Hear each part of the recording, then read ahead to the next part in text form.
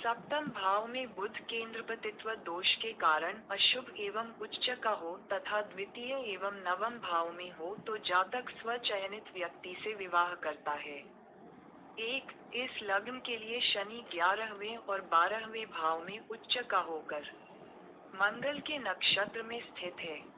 पुनः मंगल नवम भाव का स्वामी बन जाता है तथा 10वें भाव में दिशा प्राप्त करता है। 2. सूर्य इस लग्न का छठा स्वामी है तथा 8वें भाव में स्थित है तथा राहु के उच्च नक्षत्र में है। 3. मंगल इस लग्न का नवमेश होकर दशम भाव में स्थित है, राहु पर दृष्टि डाल रहा है और चूंकि राहु बुध के घर में स्थित है, इसलिए ये 7वें भाव में बुध को आंशिक परिणाम भी दे रहा है। इस समय चूंकि शनि योग बनाने वाले ग्रह के नक्षत्र में है और राहु 7वें भाव में बुध के कुछ परिणाम दे रहा है। जातिका की शादी 29 दिसंबर 2009 को हुई। किसी पुरुष, महिला का विवाह निर्णय का विषय है।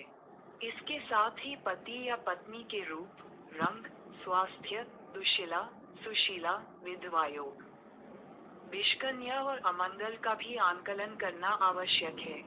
जिस प्रकार लग्न के संबंध में 12वें भाव को जानने के सिद्धांत अपनाए जाते हैं, उसी प्रकार सप्तम भाव को लग्न मानने के बावजूद भी 12वें भाव की शुभता को जानने और उसका विश्लेषण करने के सिद्धांत ज्योतिष में मौजूद हैं।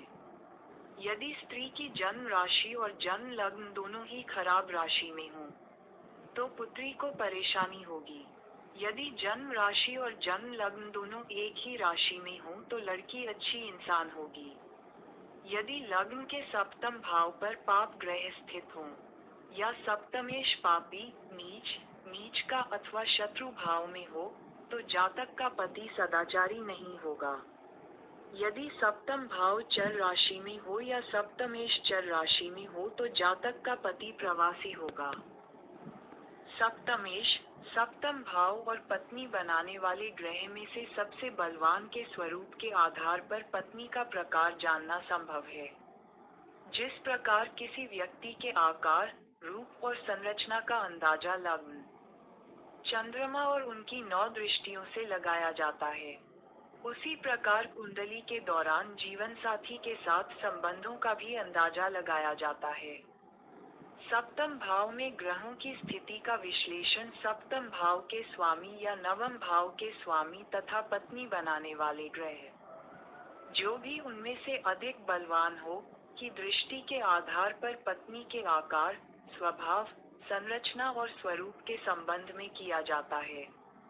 एक से अधिक पत्नियों से संबंधित मामले का निर्णय करते समय जिस प्रकार पहली पत्नी के लिए 7वें भाव का विचार किया जाता है, उसी प्रकार दूसरी पत्नी के लिए 7वें भाव का छठा भाव अर्थात 12वां भाव देखा जाना चाहिए, क्योंकि पत्नी का मूल्यांकन छठे स्थान से किया जाता है। पति पत्नी के जाति विश्लेषण से पहले 9 ग्रहों की जाति, जैसे ब्राह्मण, का विश्लेषण करना आवश्यक है। जैसे रवि, मंगल क्षत्रिय वर्ग, बृहस्पति, शुक्र, ब्राह्मण वर्ग, चंद्र, बुध वैश्य वर्ग, शनि, शूद्र वर्ग, राहु और केतु मलज अंतज्य के कारण हैं। आत्मा के कार्य के अनुसार लग्न और सप्तमेश की जाति का निर्णय करने का महत्व प्रकट होता है।